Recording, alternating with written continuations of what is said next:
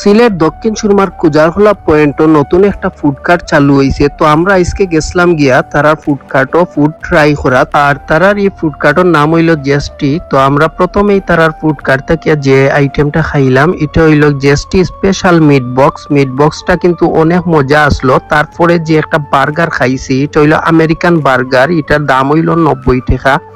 90 টাকার তুলনায় বার্গারটা অনেক মজা আসলো।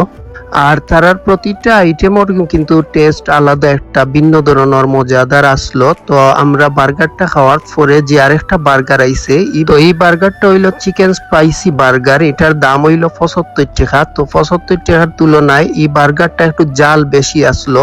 আর স্যান্ডউইচ আমরা যেটা এখন খাইলাম এটা হইলো গিয়া চিকেন স্যান্ডউইচ, দাম 60 টাকা। 60 টাকার তুলনায় স্যান্ডউইচটা আমার ভালো লাগছে না, টেস্ট কম আসলো বাট অনেক বড় আসলো।